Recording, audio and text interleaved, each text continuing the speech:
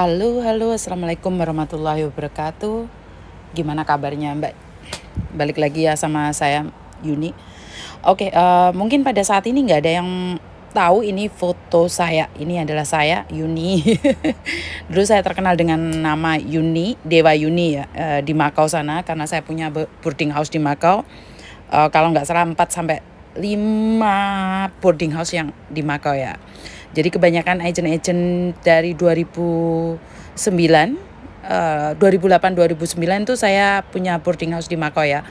Sampai pada tahun 2014. Jadi saya ada di Makau, setelah 2014-2015 saya pindah lagi ke Hong Kong.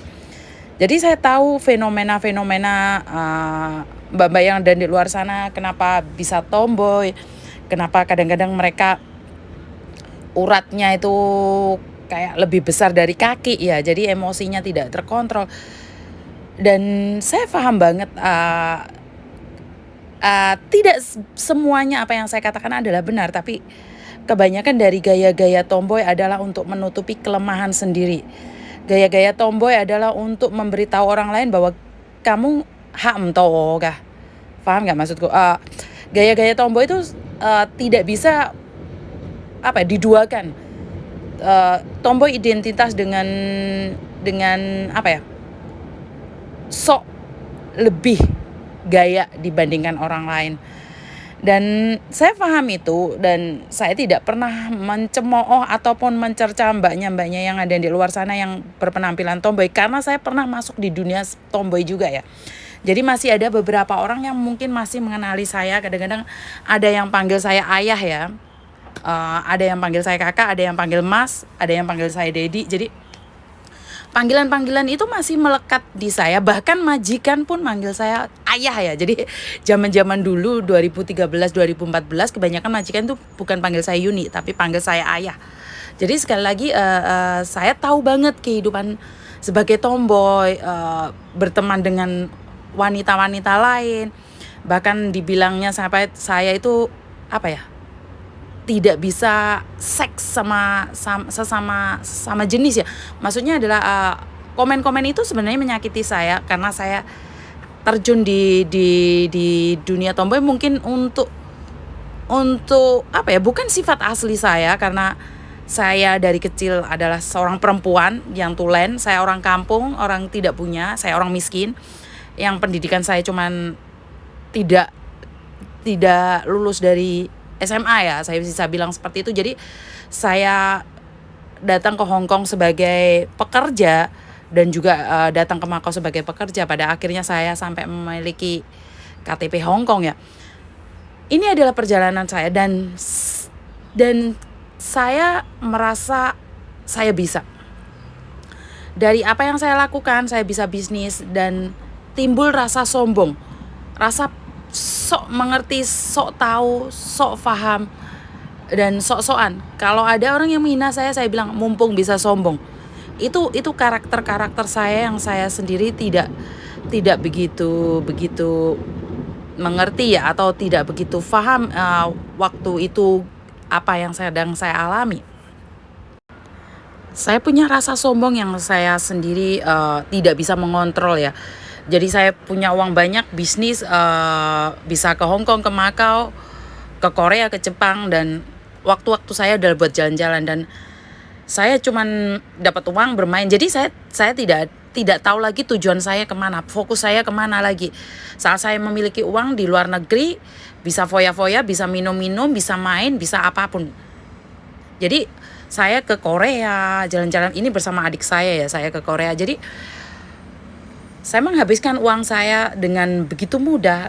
Saya mendapatkan uang begitu mudah. Saya lupa. Saya tidak tahu tujuan saya apa, kemana, apa yang saya mau. Jadi saya kayak kehilangan arah.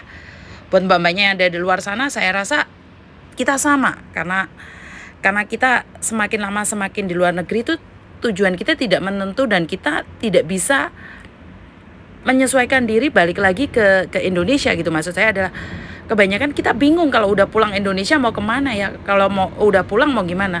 Dan akhirnya saya kerja di restoran Itali selama 3 tahun ya. Setelah saya tidak bekerja di agent lagi, saya Saya capek, saya kerja di restoran Itali dan perjalanan yang sangat menyenangkan sekali ya. Dan ternyata inilah yang saya katakan karma ya.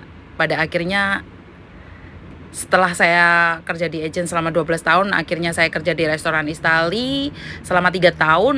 Dan saya percaya dengan karma, kaki saya patah plus saya punya getah benih. Jadi pada bulan Mei 2018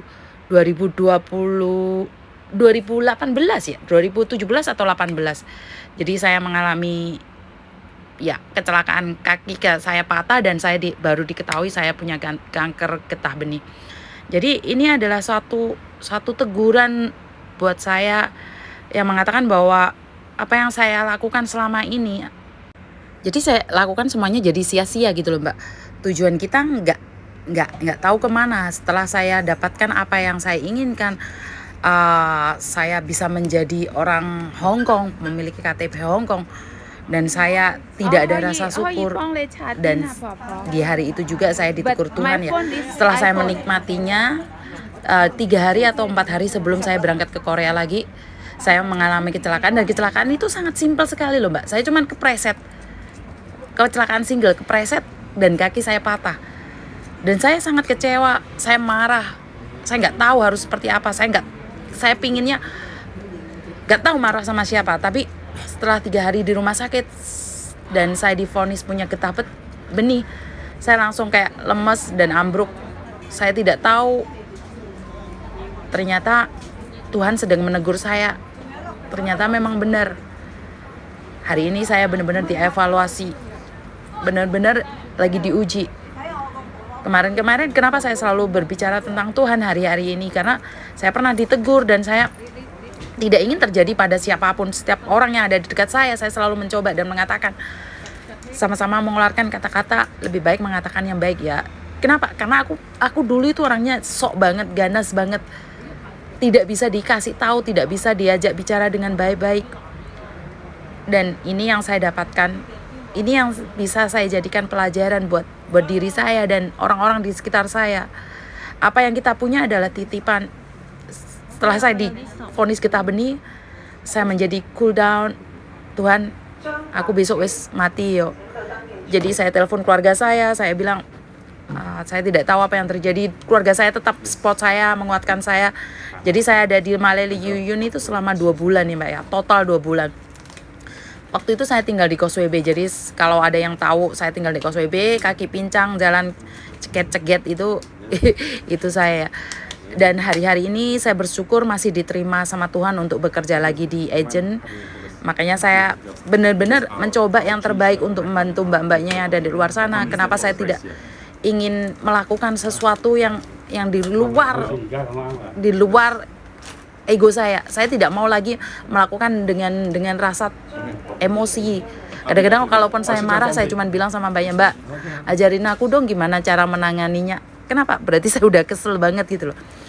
Intinya adalah pelajaran saya petik adalah semua adalah titipan Tuhan.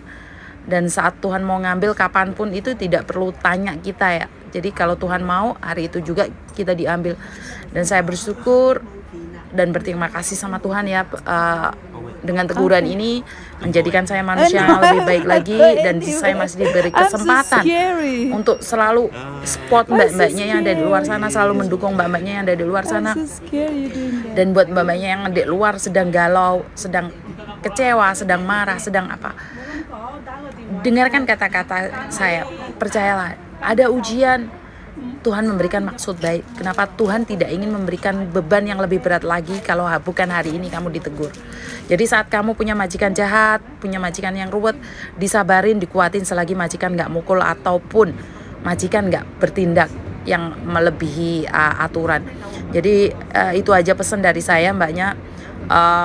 Menjadi manusia lebih baik bukan karena setelah diuji ya. Saya berharap ini khusus buat saya. Setelah kaki saya patah, saya mencoba menjadi lebih baik lagi.